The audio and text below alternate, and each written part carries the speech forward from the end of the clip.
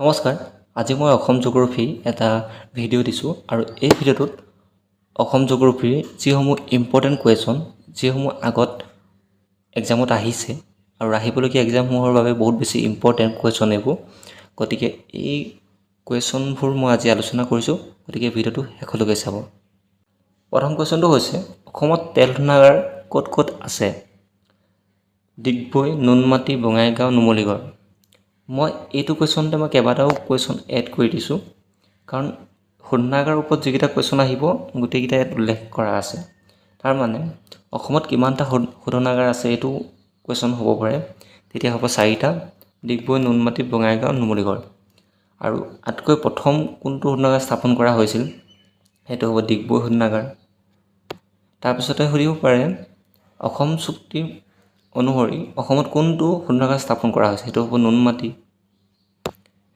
আৰু next question আহিব পাৰে যে ডিগবৈ শোধনাগাৰ বা নুনমাটি, বঙাইগাঁও, নুমলীগড় যিকোনো এটা দিব আৰু কোনখন জিলাত অৱস্থিত সেইটো সুধিব পাৰে। আগতে এক্সামত সুধিছে যে নুমলীগড় শোধনাগাৰটো কোনখন ডিষ্ট্ৰিক্টত অৱস্থিত, যোৰহাট নে গোলাঘাট নে এনেকৈ অপশ্যনত আছিলে, মই পাইছোঁ। গতিকে এইটো কথাও আপোনালোকে মনত ৰাখিব। আৰু ডিগবৈ শোধনাগাৰটো হৈছে এছিয়াৰ ভিতৰত প্ৰথম স্থাপন কৰা এটা তেল শোধনাগাৰ, যিটো 1901 চনত স্থাপন কৰা হৈছিল। 2 নম্বৰ কুৱেশ্যনটো হৈছে অসমৰ সৰ্বাধিক ৰেচম উৎপাদনকাৰী জিলাখন হ'ল ধেমাজি। ৰেচম আটাইতকৈ বেছি উৎপাদন ক'ত কৰে? ধেমাজিত। আৰু ধেমাজিত টেৰিকটা উদ্যোগৰ বাবেও বিখ্যাত, এইটো কথা আপোনালোকে মনত ৰাখিব। 3 নম্বৰ কুৱেশ্যনটো হৈছে গিবন অভয়াৰণ্য অসমৰ কোনখন জিলাত আছে? সেইটো হ'ল যোৰহাট জিলাত। এইটো কেতিয়াবা আৰু এটা ইয়াৰ পৰা কুৱেশ্যন হ'ব পাৰে যে গিবন অভয়াৰণ্যখন কিহৰ বাবে বিখ্যাত? সেইটো হ'ব হোলোঙা গিবনৰ বাবে বিখ্যাত। বহুতে গল্ডেন লাংগুৰ বুলি দি থৈ আহে, সেইটো গল্ডেন লাংগুৰ নহয়। গল্ডেন লাংগুৰ বাবে বিখ্যাত হৈছে চক্ৰশিলা যিখন অভয়াৰণ্য আছে, সেইখন অভয়াৰণ্য। গিবনখন যোৰহাটত আছে।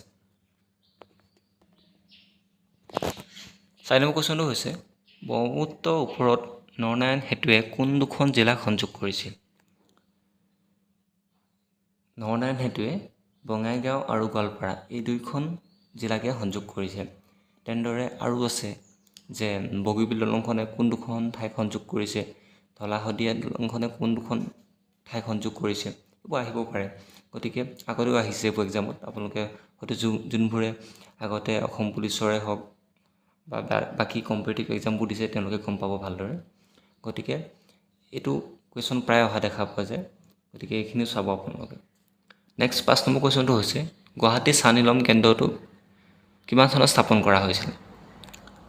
গুৱাহাটী চাহ নিলম কেন্দ্ৰটো 1970 চনত স্থাপন কৰা হৈছিল। এইটো ভাৰতৰ ভিতৰত দ্বিতীয় বৃহৎ চাহ নিলম কেন্দ্ৰ হয়, এইটো কথাও মনত ৰাখিব। 6 নম্বৰ কুৱেশ্যনটো হৈছে কাজিৰঙা ৰাষ্ট্ৰীয় উদ্যানক কিমান চনত বিশ্ব ঐতিহ্য ক্ষেত্ৰ হিচাপে ইউনেস্কোৱে ঘোষণা কৰিছে?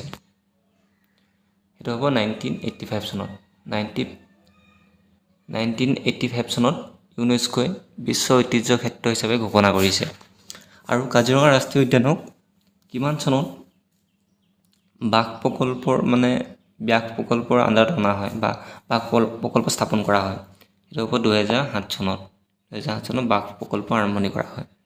তাৰ উপৰি আৰু এটা কুৱেশ্যন হ'ব পাৰে কাজিৰঙা ৰাষ্ট্ৰীয় উদ্যানৰ কিহৰ বাবে বিখ্যাত? সেইটো আপোনালোকে সকলোৱে গম পায় যে এশিঙীয়া গঁড়ৰ বাবে বিখ্যাত। তাৰ উপৰিও কাজিৰঙা ৰাষ্ট্ৰীয় উদ্যানখনৰ মাটিকালি কিমান সেইটো সুধিব পাৰে। আৰু এটা কুৱেশ্যন হ'ব পাৰে কাজিৰঙা ৰাষ্ট্ৰীয় উদ্যানৰ কিমান চনত ৰাষ্ট্ৰীয় উদ্যান হিচাপে স্বীকৃতি প্ৰদান কৰা হয়? 1974 চনত। সেইটো কথা আপোনালোকে মনত ৰাখিব।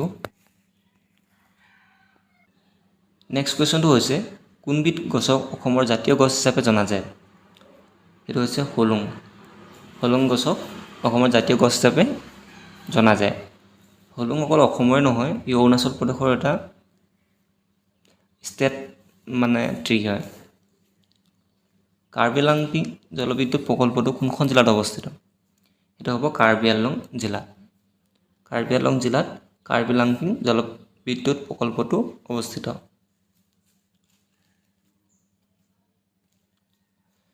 নেক্সট কুৱেশ্যনটো হৈছে উত্তৰ পূব পৰিষদৰ মুখ্য কাৰ্যালয় ক'ত অৱস্থিত? উত্তৰ পূব পৰিষদৰ মুখ্য কাৰ্যালয় শ্বিলঙত হ'ব। শ্ৰীলংকাৰ ৰাজধানী হয়, শ্ৰীলংকাৰ ৰাজধানী, মেঘালয়ৰ ৰাজধানী। গতিকে উত্তৰ পূব পৰিষদৰ মুখ্য কাৰ্যালয় কোনখন ৰাজ্যত অৱস্থিত হৈ থাকিব পাৰে, তেতিয়া হ'ব মেঘালয়। আৰু ক'ত অৱস্থিত বুলি ক'লে সেইটো হ'ব শ্বিলং। শ্বিলং হৈছে মেঘালয়ৰ এখন ৰাজধানী। নেক্সট কুৱেশ্যনটো হৈছে অসমৰ ডাঙৰ জিলাখনৰ নাম কি? অসমৰ ডাঙৰ জিলাখনৰ নাম হৈছে কাৰ্বি আংলং। কাৰ্বি আংলং হৈছে অসমৰ আটাইতকৈ ডাঙৰ জিলা, যিখনত অট'নমাছ কাউন্সিলো আছে। আৰু আটাইতকৈ সৰু জিলাখন কোনখন বুলি ক'লে সেইখন হ'ব বৰ্তমান চাউথ চালমাৰা মানকাছাৰ। চাউথ চালমাৰা মানকাছাৰ আটাইতকৈ সৰু জিলা অসমৰ। নেক্সট কুৱেশ্যনটো হৈছে 2011 চনৰ লোকপিয়ল অনুসৰি অসমৰ ভিতৰত সৰ্বাধিক সংখ্যক জনসংখ্যা থকা জিলাখনৰ নাম কি?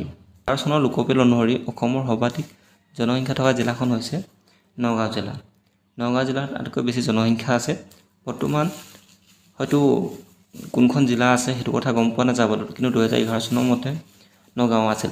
যিহেতু 2021 চনত লোকপিয়ল হ'ব লগা আছিলে, COVID-19 কাৰণে নহ'ল। গতিকে যেতিয়া নেক্সট লোকপিয়ল হ'ব তেতিয়া গম পোৱা যাব যে কোনখন জিলাত সৰ্বাধিক জনসংখ্যা আছে। তাৰ উপৰিও সৰ্বনিম্ন জনসংখ্যা আছে চাউথ চালমাৰা মানকাছাৰৰ। আৰু নেক্সট কুৱেশ্যনটো ইয়াৰ পৰা বনিব পাৰে যে 2011 চনৰ লোকপিয়ল অনুসৰি আটাইতকৈ জনসংখ্যা ঘনত্ব থকা জিলাখন কোনখন? তেতিয়া হ'ব কামৰূপ মেট্ৰ'। কামৰূপ মেট্ৰ' আটাইতকৈ বেছি জনসংখ্যা ভৰপূৰ। নেক্সট কুৱেশ্যনটো হৈছে 2011 চনৰ লোকপিয়ল অনুসৰি অসমত শিক্ষিত হাৰ কিমান? সেইটো কাৰেক্ট এনচাৰটো হ'ব 72.19%। 2011 চনৰ লোকপিয়ল অনুসৰি অসমত শিক্ষিত হাৰ 72.19।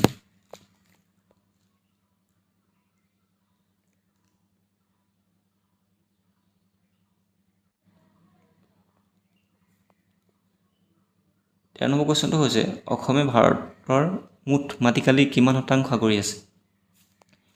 অসমে মুঠ ভাৰতবৰ্ষৰ 2.4% মাটিকালি আগুৰি আছে। নেক্সট কুৱেশ্যনটো হৈছে অসমৰ সবাতোকৈ কম জনসংখ্যা থকা জিলাখনৰ নাম কি? ডিমা হাছাও। ডিমা হাছাও, কিন্তু বৰ্তমান চাউথ চালমাৰা মানকাছাৰ বুলি গম পাইছোঁ। 15 নম্বৰ কুৱেশ্যনটো হৈছে অসমৰ আন্তঃৰাষ্ট্ৰীয় বিমানবন্দৰটোৰ নাম কি? লোকপ্ৰিয় গোপীনাথ বৰদলৈ আন্তৰ্জাতিক বিমানবন্দৰ। ক'ত অৱস্থিত এইটো? এইটো গুৱাহাটীত অৱস্থিত। কোনখন ডিষ্ট্ৰিক্টত অৱস্থিত? কামৰূপ মেট্ৰ'। আৰু এই গ্ৰুপটো বৰ্তমান কাক প্ৰাইভেট ছেক্টৰক প্ৰদান কৰা হ'ল? আমদানি গ্ৰুপক। এইটো কথাও মনত ৰাখিব।